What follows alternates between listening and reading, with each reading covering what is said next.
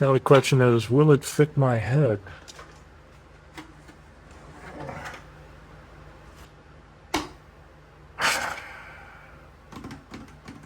Seriously, really? 36 hours.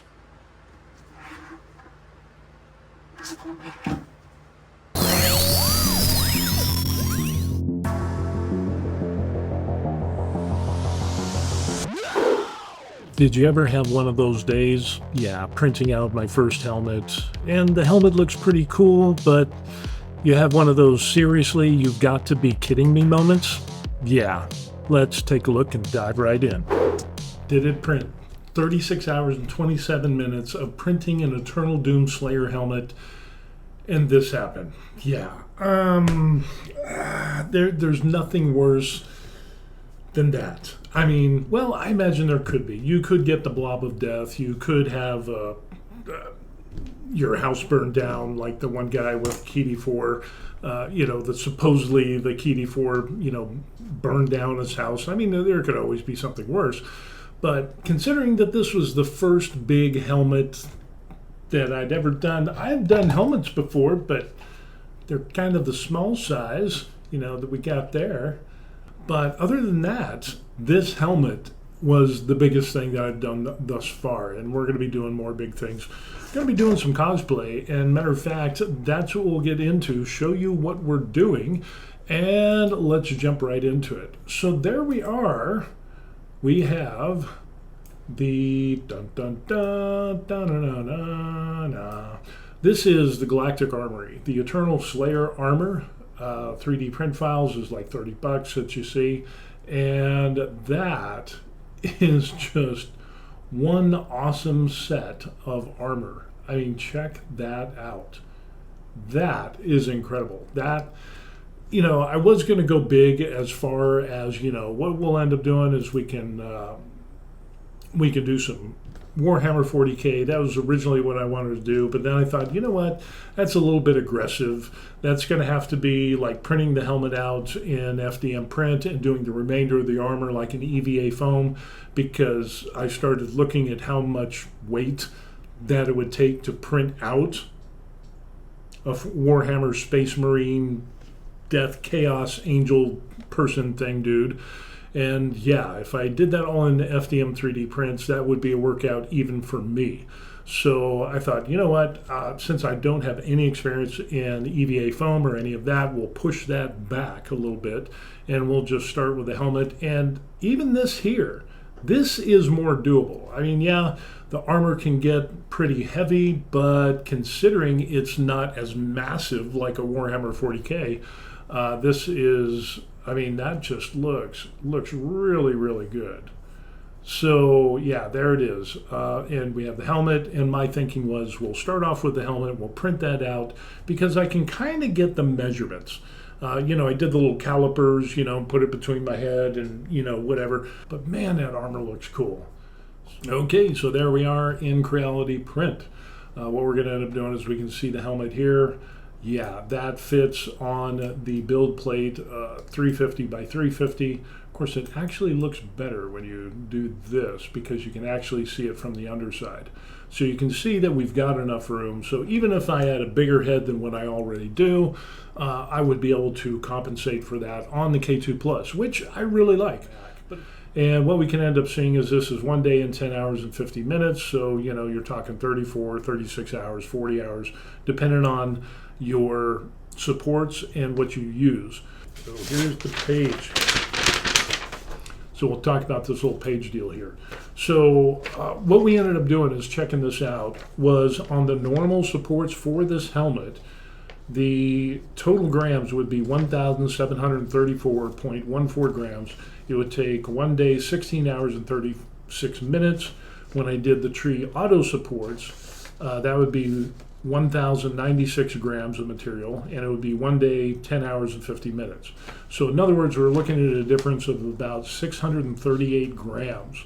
And as far as cost, the normal auto supports would come out to $36 and I think a couple pennies or whatever, and then the tree auto supports was $21.84.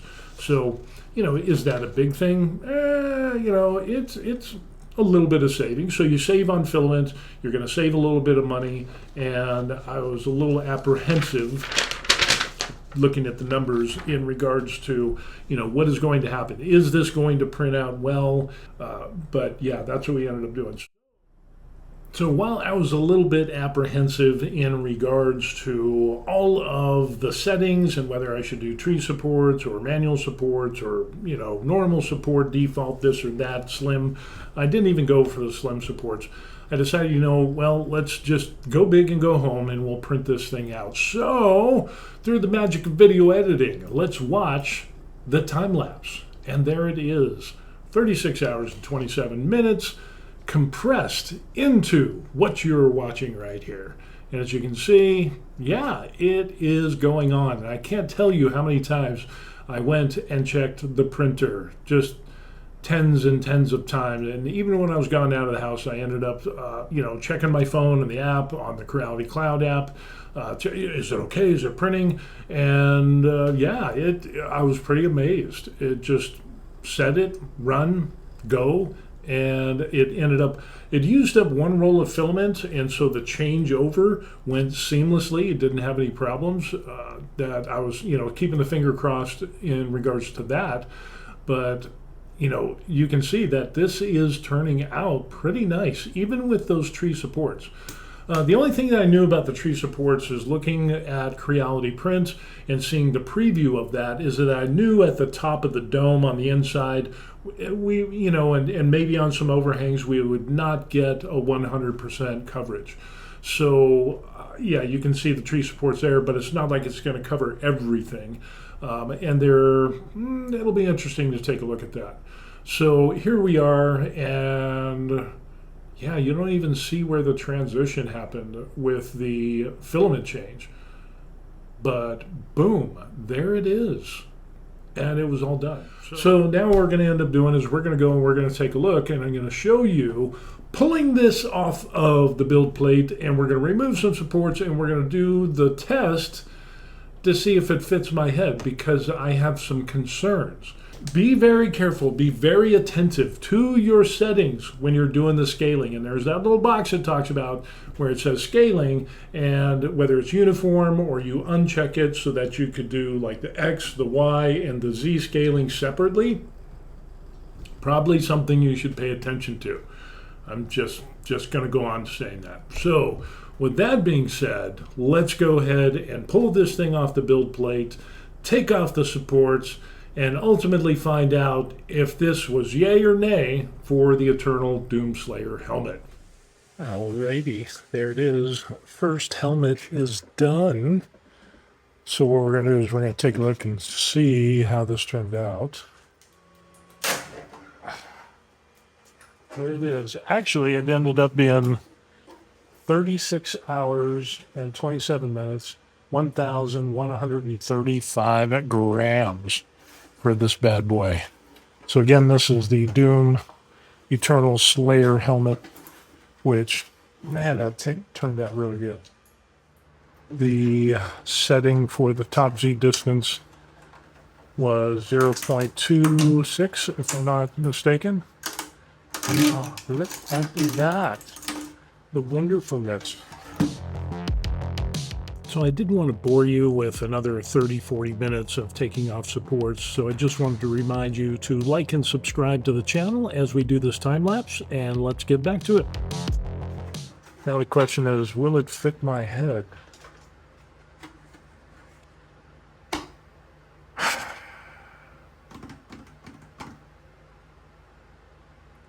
Seriously, really? Seriously. 36 hours and 27 minutes, and came out awesome.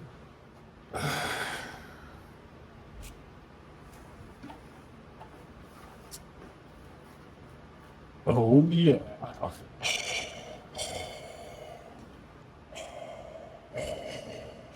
Look, I am your father. Look at this, man. Let's put some padding in here. Oh yeah, and then we'll get the put some padding and then get like a face shield on here. throw some lights in here. This could be pretty good. That is gonna be good, good. And it's enough.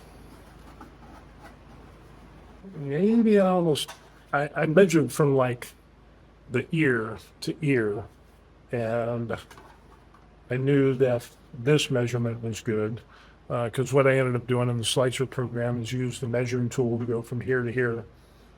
And it went from like the back of the head to the chin. Obviously, that was good enough. But I did have to make some adjustments in regards to the helmet for the width, because it was just too narrow. I just got a weird shaped head. So it was a little bit bigger. And then I was like, let me just measure it. I measured like 5, 6 times. And yeah, so it's close. You know, you can see that it gets the ears, and as long as, I mean, you can see where it's scratching the ears there, but as soon as I get in there, that is good to go. So, yeah, I think that turned out pretty good. Nice, right? Thumbs up, like and subscribe for the first helmet. So let's take a look on the inside and show you what that looks like. Yeah, so that turned out really good. And you can see, I mean, all of that. That is pretty good for 0.02. We got some little stuff there, but it's black, you know, so you're going to be able to see a lot of that. But I don't know. Tell me, does this look good for a first helmet? Does it? Does it? And there we can see that we got a little bit of, and that's because of the tree support. So I was kind of wondering if I should do trees or if I should do the normal supports. So for those people that have done helmets before, what is your go-to? Is it normal supports, normal default, or do you do the tree supports? Or do you paint your own supports on there? But yeah, a little bit of paint filler, and that will come out nice. Of course, you get up here, and we got all this that we got to fill in, but not bad. I'm pretty impressed with that. So I don't even know if I'll have to do some sanding on that, because that's definitely something that needs to be done. But man, this is cool. And as far as the lip there, that turned out pretty good. Not bad. But what about the inside? That is what we want to take a look at here. So there, as soon as we get in there, and because the supports didn't like hit all of this, so maybe I'll paint those next time. I don't know. I'll just have to play around with that. I mean, that's entirely doable, but we do have some, you can see there, we can see some lines, some filament that just didn't connect. Not bad. What do you think? Tell me what you all think about the condition of this, because this is my first helmet. So you gotta all let me know. The white stuff is from the table and the mat. And that's all down. You're not going to be able to see that, but still coat of paint and everything on here. Maybe sand that in, use some wood filler, or that's what a number of people have told me is get some wood filler, and that'll fill in those areas really nice. And then of course we'll have to do some paint, and just that is so good. So yeah, this turned out nice. I like this. I like this a lot. Yeah, I'm kind of excited about printing out the rest of the armor, but like I said, I'm gonna wait until Galactic Armory gets that armor smith type program done, so I can measure my bod and then get everything right. Wow. Yeah, that's nice. So with that, we're going to close out this video. We're going to start seeing and, trying to do some processing on this and jump into this. I probably won't do a video on all of the processes of this because just of the logistics, but I might do some videos. I'm not going to promise anything. But I'm going to start working on this, and of course I have to work on the CFS as well. But yeah, this will be an ongoing project. I think the next step for the Eternal Doom armor is going to be a weapon of some sort. I don't know if it's going to be the sword or if it's going to be the shotgun.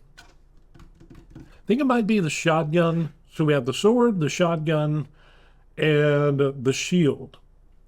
So it's going to be one of those three things. And if it's not the shotgun, it will be a bigger gun, kind of like a chain gun or something like that, a big and beefy kind of, that's kind of what I want to look into, is something that looks really cool. But we have those options: weapon, shield, and what was the other one? Weapon, shield, I don't know, whatever it is. It is what it is. So we're not going to be doing the armor until hopefully Galactic Armories comes out soon with that new Armor Smith type armor scaling program that they've been working on, because I really don't want to screw up printing armor with, all of that filament on the line, all the money on the line. Yeah, I don't really want to have to redo everything. I want to do it once and boom, measure twice, print once is basically what it comes down to, or measure 5 or 6 times like I did with this. So that's going to be it. We'll see you on the next video. Thanks for watching. I really appreciate that. And it's time to go. Peace.